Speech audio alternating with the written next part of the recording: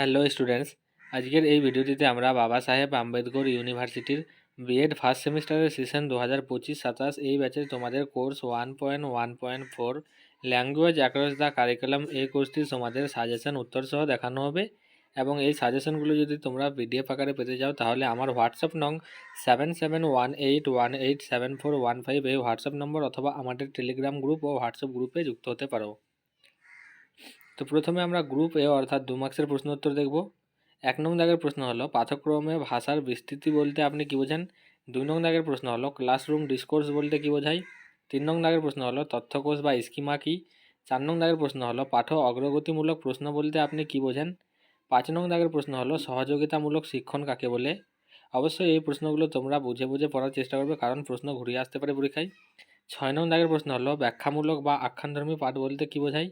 7 নং দাগের প্রশ্ন হলো আদান প্রদানকারী পাঠ্য কাকে বলে। আদান প্রদানকারী পাঠ্যের একটি উদাহরণ দিন। 8 নং দাগের প্রশ্ন হলো ভাষার যে কোনো 4টি উপাদানের নাম উল্লেখ করুন। 9 নং দাগের প্রশ্ন হলো গৃহভাষার 2টি বৈশিষ্ট্য লিখুন। এরপর 10 নং দাগের প্রশ্ন হলো শ্রেণীকক্ষে বহু ভাষা ব্যবহারের 2টি সুবিধা উল্লেখ করুন। 11 নং দাগের প্রশ্ন হলো শ্রেণীকক্ষে সমাজবিজ্ঞান শিক্ষণে শিক্ষকের প্রধান 2টি ভূমিকা উল্লেখ করুন। 12 নং দাগের প্রশ্ন হলো বর্ণনামূলক পাঠ কাকে বলে। 13 নং দাগের প্রশ্ন হলো ভাষা দক্ষতা বলতে আপনি কী বোঝেন। 14 নং দাগের প্রশ্ন হলো গৃহভাষা ও বিদ্যালয় ভাষা কী।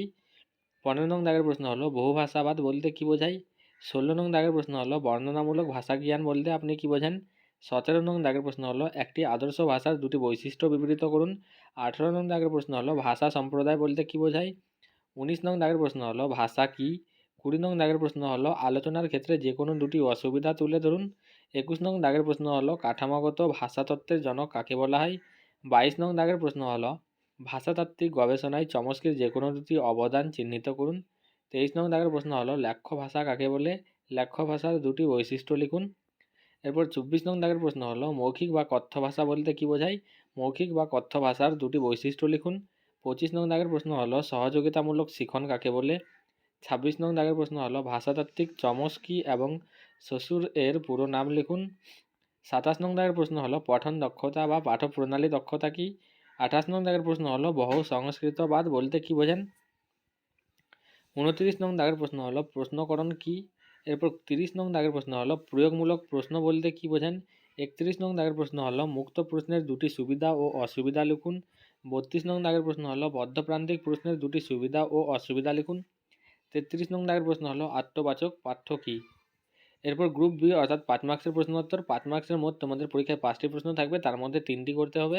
1 নং দাগের প্রশ্ন হলো আলোচনা কীভাবে শ্রেণীকক্ষে শিখনে সহায়তা করে। 2 নং দাগের প্রশ্ন হলো উপভাষা কী। শ্রেণীকক্ষে উপভাষা শিখনের প্রয়োজনীয়তা আলোচনা করুন। 3 নং দাগের প্রশ্ন হলো বিভিন্ন ধরনের প্রশ্নাবলী উদাহরণ সহকারে আলোচনা করুন। 4 নং দাগের প্রশ্ন হলো ভাষার বৈশিষ্ট্যগুলি আলোচনা করুন অথবা পাঠ্যক্রম বিস্তৃত ভাষার গুরুত্বপূর্ণ বৈশিষ্ট্যগুলি বিবৃত করুন। 5 নং দাগের প্রশ্ন হলো পাঠ্যক্রমে ভাষার বিস্তৃতির গুরুত্ব লিখুন। এরপর 6 নং দাগের প্রশ্ন হলো শ্রেণীকক্ষে আলোচনা পদ্ধতি পরিচালনা করার ক্ষেত্রে শিক্ষকের ভূমিকা বর্ণনা করুন। 7 নং দাগের প্রশ্ন হলো আখ্যানধর্মী পাঠের বৈশিষ্ট্যগুলি আলোচনা করুন। আখ্যানধর্মী পাঠের একটি উদাহরণ দিন। 8 নং দাগের প্রশ্ন হলো বহু সংস্কৃতবাদ বলতে কী বোঝায়। 9 নং দাগের প্রশ্ন হলো বহু সাংস্কৃতিক শ্রেণীকক্ষের বৈশিষ্ট্যগুলি লিখুন। 10 নং দাগের প্রশ্ন হলো প্রমিত ভাষা ও উপভাষার পাওয়ার ডায়নামিক্স ধারণাটি আলোচনা করুন। 11 নং দাগের প্রশ্ন হলো মুক্ত বা উন্মুক্ত বা খোলা প্রান্ত প্রশ্ন এবং বদ্ধ প্রান্ত প্রশ্নের মধ্যে পার্থক্যগুলি লিখুন।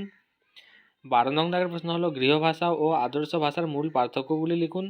13 নং দাগের প্রশ্ন হলো বিদ্যালয় ভাষার প্রকৃতি বর্ণনা করুন।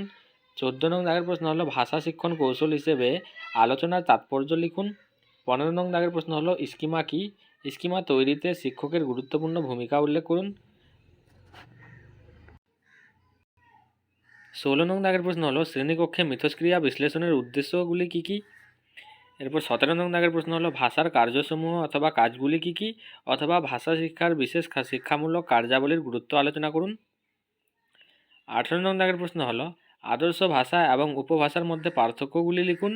19 নং দাগের প্রশ্ন হলো উপভাষার বৈশিষ্ট্যগুলি কী। 20 নং দাগের প্রশ্ন হলো পাঠ্যক্রম ও ভাষার সম্পর্ক আলোচনা করুন। এরপর 21 নং দাগের প্রশ্ন হলো চমস্কির সর্বজনীন ব্যাকরণ বলতে কী বোঝায়। 22 নং দাগের প্রশ্ন হলো আদর্শ পাঠের উপাদানগুলি আলোচনা করুন। 23 নং দাগের প্রশ্ন হলো ভাষা ও উপভাষার মধ্যে সম্পর্ক কি? এই ছিল মোট তোমাদের 23টি 5 মার্কসের প্রশ্ন উত্তর। এরপর আমরা গ্রুপ সি অর্থাৎ 10 মার্কসের প্রশ্ন উত্তর দেখব। 10 মার্কসে মোট তোমাদের পরীক্ষায় 2টি প্রশ্ন থাকবে, তার মধ্যে যে কোনো একটি করতে হবে। 1 নং দাগের প্রশ্ন হলো ফার্দিনান্দ দা শ্বশুর এর ভাষাতাত্ত্বিক ধারণা ভাষা বিকাশের ক্ষেত্রে কি অবদান রেখেছে তা আলোচনা করুন, অথবা ভাষাতত্ত্বের ইতিহাসে ফার্দিনান্দ দা শ্বশুরের অবদান আলোচনা করুন, অথবা ফার্দিনান্দের শ্বশুরের নির্দেশিত ভাষার তত্ত্বগুলি আলোচনা করুন। এরপর 2 নং দাগের প্রশ্ন হলো বহু ভাষাবাদ বলতে কি বোঝায়? বহু সাংস্কৃতিক শ্রেণীকক্ষের বৈশিষ্ট্যগুলি আলোচনা করুন এবং বহু সাংস্কৃতিক শ্রেণীকক্ষে শিক্ষকের ভূমিকা আলোচনা করুন। এরপর 3 নং দাগের প্রশ্ন হলো ভাষাতত্ত্বের বিকাশে ব্লুমফিল্ডের অবদান আলোচনা করুন, অথবা ব্লুমফিল্ডের তত্ত্বের প্রধান দিকগুলি লিখুন। 4 নং দাগের প্রশ্ন হলো নোয়াম চমস্কি এর ভাষাতাত্ত্বিক ধারণা ভাষা বিকাশের ক্ষেত্রে কি অবদান রেখেছে তা আলোচনা করুন, অথবা ভাষাতত্ত্বে চমস্কির অবদান সম্পর্কে সংক্ষেপে আলোচনা করুন। 5 নং দাগের প্রশ্ন হলো চমস্কির ভাষা সম্পর্কিত তত্ত্বের প্রধান বৈশিষ্ট্যগুলি আলোচনা করুন। 6 নং দাগের প্রশ্ন হলো গৃহভাষা ও বিদ্যালয় ভাষার মধ্যে পার্থক্যগুলি বর্ণনা করুন। এরপর 7 নং দাগের প্রশ্ন হলো প্রশ্নকরণের গুরুত্ব বিবৃত করুন। শ্রেণীকক্ষে প্রশ্নকরণে শিক্ষকের ভূমিকা আলোচনা করুন। 8 নং দাগের প্রশ্ন হলো উপযুক্ত দৃষ্টান্ত ব্যবহার করে বিশেষে যে কোনো 2 প্রকার পাঠ্যবিষয় সম্পর্কে আলোচনা করুন, অথবা বর্ণনামূলক পাঠ্য ও আখ্যানধর্মী পাঠ্য সম্পর্কে সংক্ষেপে লেখো। এই ছিল মোট তোমাদের 8টি প্রশ্ন উত্তর, এবং এই ছিল তোমাদের মোট course 1.1.4 language across the curriculum. এই কোর্সটি তোমাদের সাজেশন, এবং এগুলো পিডিএফ পেতে হলে অবশ্যই আমার সঙ্গে হোয়াটসঅ্যাপে কন্ট্যাক্ট করতে পারো, অথবা টেলিগ্রাম চ্যানেলেও